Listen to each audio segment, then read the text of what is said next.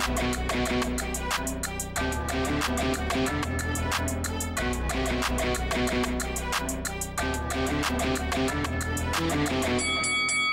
guys, welcome to Boxing Squared for boxing news and views from around the internet. This is the post-fight review for Daniel Dubois and Ricardo Snijders, and at the back end of this video I'll cover off David Adeleye against Phil Williams. But first we'll start with the main event, if we can call it that, because it was a terrible mismatch. We knew that going in, and it proved to be so. So you can see here on screen, this is a graphic that I've put together. It's got the moments after the 4 knockdowns that happened in this fight, and in the middle we have Daniel Dubois sort of raising his hands after the win.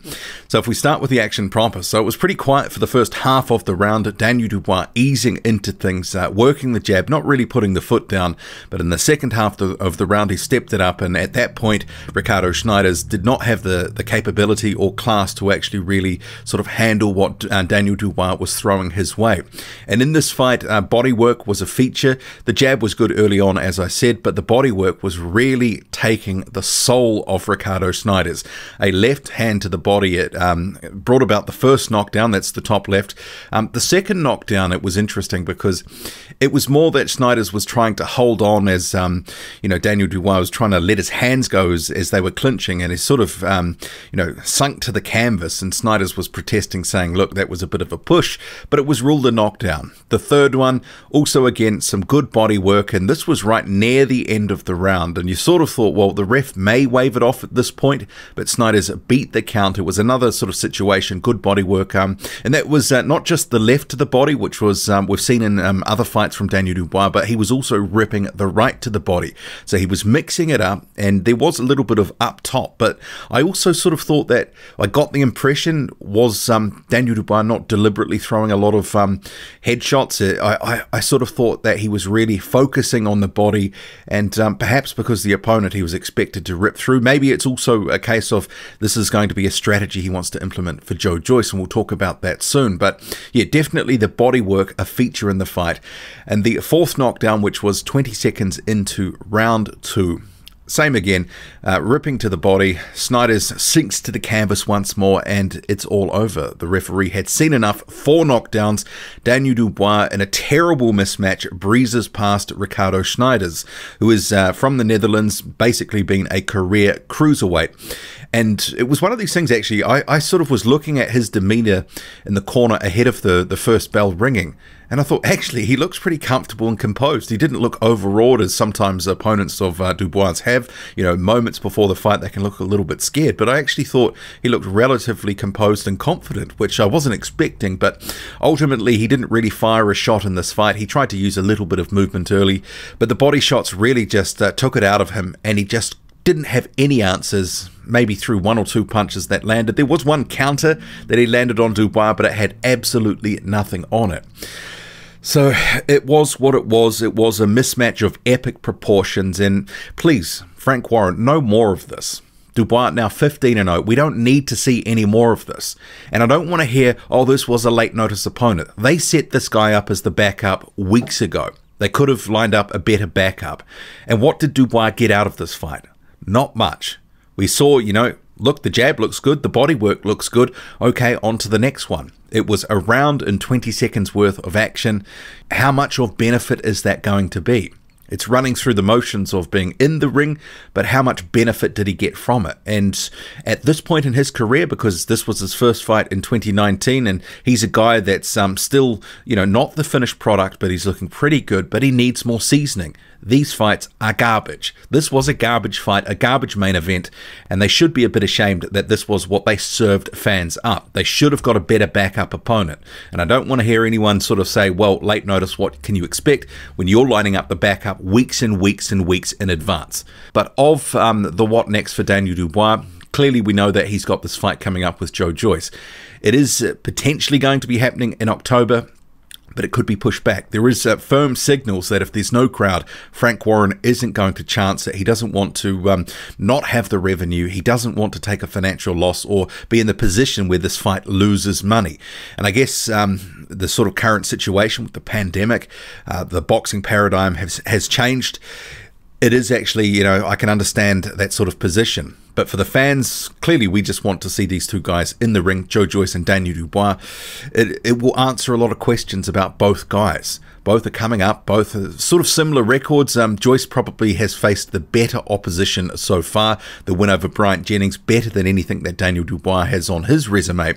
Daniel Dubois maybe hasn't had some of the tests and adversity that Joe Joyce has been through. Joyce obviously getting hurt in that first round by Jennings to the body. And I suspect this is why we're seeing a lot of body work from Daniel Dubois, because he's going to look to work Joyce to the body and exploit what could be perceived as a weakness. Maybe Joyce, some will say, his body might be a bit like candle wax. I know Keith Thurman sometimes was targeted previously because people thought he had a weakness to the body. But hopefully that fight happens, because it is a big fight between two prospects on the way up. Joyce needs to make things happen now, but either can still be in good fights in their career regardless of who loses. But Daniel Dubois, they want to really push him now. He is number 3 in the WBO, and a Joyce fight will solidify his position for a potential final eliminator in that sanctioning body at some point. I like that fight. I just hope that it isn't pushed out, because if we get more interim opponents, the quality could be quite variable. As we've seen, this fight here, it was meant to be Eric Pfeiffer originally. They pulled him out because some paperwork allegedly not being filed, although that has been disputed by Pfeiffer's promoter, Errol Seelan. And this is well ahead of the fight, about 10 or 12 days out. So, yeah, I mean, this whole situation with this terrible main event, it's not tidy. It's not the sort of fights Dubois needs to be in for the experience he needs to gain. And I guess I would also just comment as well. So Dubois, he was a career heaviest for this fight, 244 pounds. And because of the opponent, it's not a question for this fight, but is 244 starting to get a bit too heavy for him? He's been around 240 at his heaviest for 3 fights, and generally sort of the high 230s for a decent chunk of his career so far. He did start around 230. I think 240, that looks quite good. He did look slightly visibly bulkier in this one, but it could also be an effect of his starting to fill out naturally as he ages. He's 22, so he might be filling out still, but it could be something from the lockdown too, the sort of a hangover from it. Maybe he wasn't able to sort of train and do what he wanted to, and this camp was a slightly truncated one compared to I'm sure the sort of camp he would get for a Joe Joyce fight. So 244, I think that's starting to get on the sort of heavier side of things. I know that they've readjusted his height up to 6'5", but he is 6'4", 6'4.5". That's been a listed height for some time.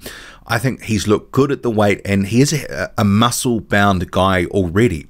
And chucking on that extra beef, if it is muscle or fat, I'm not sure that it's going to help. Let me know your thoughts on that. And we'll just quickly wrap up the video with the other fight that was on the card. It was David Adeleye, and a heavyweight fight, that is. David Adeleye, the heavyweight prospect who was 2-0 heading into it, versus durable journeyman Phil Williams. And this one ended in the 3rd round. It was a 4-rounder, Adeleye getting the stoppage. I sort of felt a little bit bad for Williams, because he is one of these guys who's got a screed of losses. It was something like 25 losses, only 3 wins, but he'd effectively been taken the distance in most of those losses. And Adeleye sort of split the guard with a really nice right hand, backed Williams up, who was visibly hurt to some extent, but not to the point where he was going to go down, I didn't think that he was so hurt that he couldn't continue. But Adeleye jumps on him and really starts to throw some shots, and the ref jumps in and waves it off. I thought maybe slightly prematurely. I mean, Williams does have a history of being able to go the distance, and I didn't think he was so hurt that he couldn't continue. But it is what it is to some extent. I mean, I'm not going to gripe too much about it, but Adeleye continues that KO streak. 3 fights, 3 wins. And overall, I thought he looked a bit better in this one. He was certainly more patient. In the first couple of fights of his pro career, he'd looked a little rushed at times, especially his pro debut. But for this one, I thought he was picking his shots a lot better, and he does have some good power, that's clear to see. And ultimately, he was pretty much getting everything that he wanted. I guess one thing, some of the what was coming in maybe was starting to look a little bit predictable, and Williams was starting to get a read on it. But that right that broke the guard in that 3rd round, a good shot and good power, and overall, good win for a guy who is now 3-0. But what did you make of it all? Drop a comment, loud and often. Hit like, hit subscribe. Follow me on Twitter, boxing_squared. I'm out.